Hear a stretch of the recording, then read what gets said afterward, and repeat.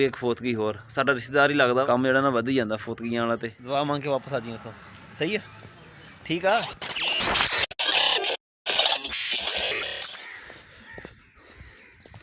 मस्जिद विचों निकले तो सीधा सामने बिल्लां ते पहुँच गए हैं।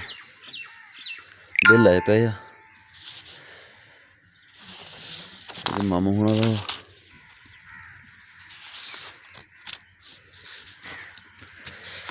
किधर गया साडे। अस्सलाम वालेकुम की हाल चाल है जी तुहाडा उम्मीद करदा सारा ठीक ठाक हो गया। अल्लाह ताला दा फजल ते करम दे नाल शुरू करदे अज दा व्लॉग। मस्जिद तो मैं बाहर निकलिया ना सामने बिल पिया सी मैं चुक लिया बिजली वाले पर सानू टेंशन कोई नहीं हैगी इस बारी बिलों की। मेरा ना पिछले 2 महीने का बिल रहिंदा सीगा ते 3-4 दिन पहलों बिजली वाले आए आ वो पिछले 2 महीने वाला बिल भी तो इस महीने वाला भी नाल ला के ना 11,000 रुपये सारा इकट्ठी लै गए कहते बिल देने तेरा मीटर लाने हैं। मैं फिर भाई मजबूरी से बिल दिता फिर उन्होंने साढ़े इत्थे जेह्ड़े 2 दिन फोतगियां होईयां ना बाकी कुल तो कल हो गए सीगे ते साडे गवांढ दे विच ना रोफ उन्हां दे दादा अबू फोत होए आ तकरीबन 90 साल उम्र होनी उन्हां दी। उन्हां दे कुल जेह्ड़े ना अज तीसरे दिन जेह्ड़े दूसरे सी उन्होंने कुल अगले दिन ही करा ले सीगे इन्हां दे कुल जेह्ड़े ना तीसरे दिन हुंदे पे आ। वैसे जेह्ड़ा ना तरीकाकार भी यही है कुल जेह्ड़े ना पहलों हुंदे भी तीसरे दिन ही सीगे इन्हां नूं सोम दा खत्म भी कहा जांदा सीगा पर फिर ना लोकी टाइम की शार्टिंग की वजह तो ना दूसरे दिन कराने शुरू हो गए। साडे नाल तुसीं जुड़े रहो तुहानूं असीं सारा दिखावांगे किद्दां सारा निज़ाम भुगतदा वा। जे तुसीं साडे चैनल ते नवें आए हो साडे चैनल सबसक्राइब करियो तो बैल आइकन जरूर प्रेस करियो तां साडी आने वाली वीडियो तुहाडे कोल पहुंचदी रहे ते वीडियो नूं लाइक ते कमेंट करके दस्सियो तुहानूं साडा व्लॉग किद्दां दा लग्गिया। साडा गवांढी रूमी है इन्हां दा बिल ही ना वपड वाले लै गए सीगे जदों मेरा लैण आए सीगे इन्हां दे बिल जिहड़ा बकाया खड़ा सीगा सानूं हुण टेंशन कोई नहीं बिल्लां दी। रूमी बिल चुक लिया जाके उत्थों पहले तार दिता होया नहीं तार दिता बिल तो चुक लिया अपना बिल चुक लिया हाँ अच्छा अब दोनों गुआंढी बचे हुए हाँ बचे हैं भाई। अस्सलाम वालेकुम आशी पत्ती का डब्बा नहीं यार वाइटल का दे दे या लिप्टन का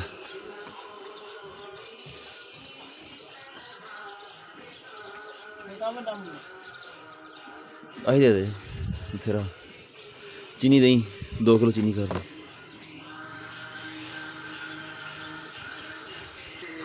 आशी बिस्कुट चंगे पाए होए हैं आज पहले नहीं आज कितना किलो बिस्कुट बिस्कुट कितना किलो है 550 रुपये। अच्छा 2 किलो बिस्कुट चेक करें कट के कुछ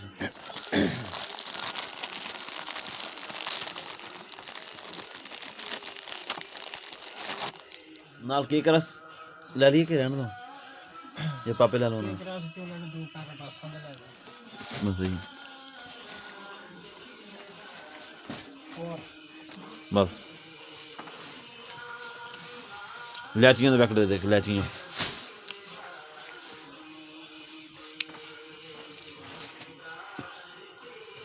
कितने का पैकेट है 10 रुपये का 20 रुपये का 50 रुपये का 50 का दे दम 50 वाला दे दे एक चल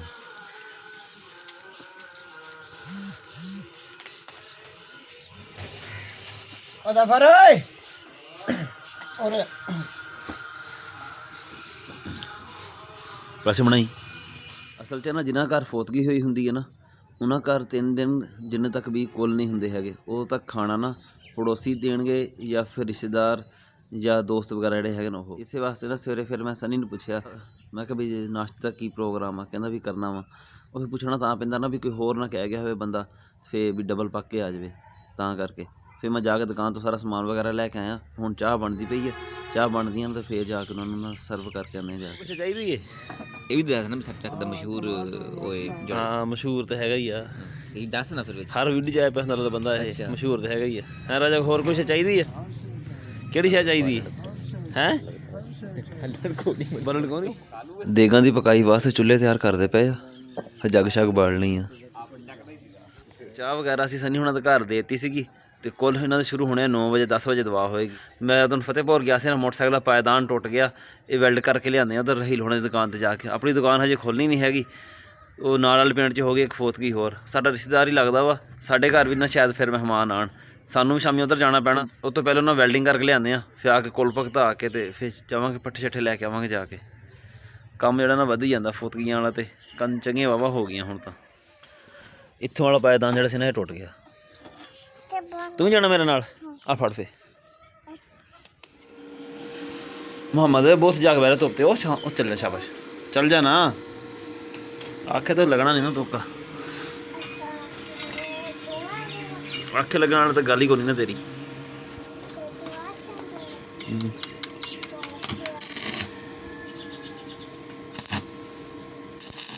मोहम्मद की करते पे आ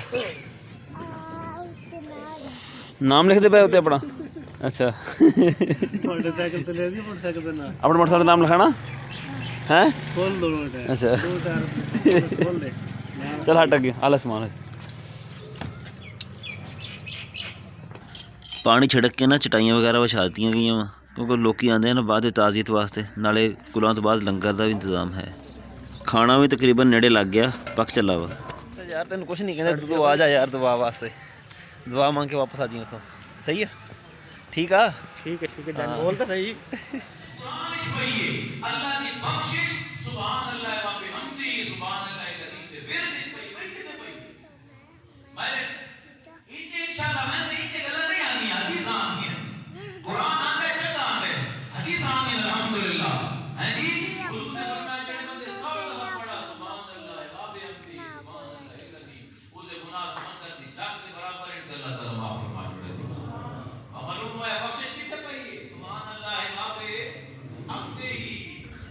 कुल शरीफ की दुआ हो गई है तो उस तो बाद लंगर का भी वसी इंतजाम किया गया 4 बजे खड़े तो 5 बजे है जनाजा तो कब्रस्तान थोड़ा दूर उन्होंने जनाजा पहले ही चुकणगे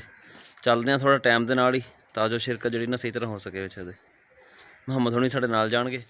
चलो जल्दी कर जल्दी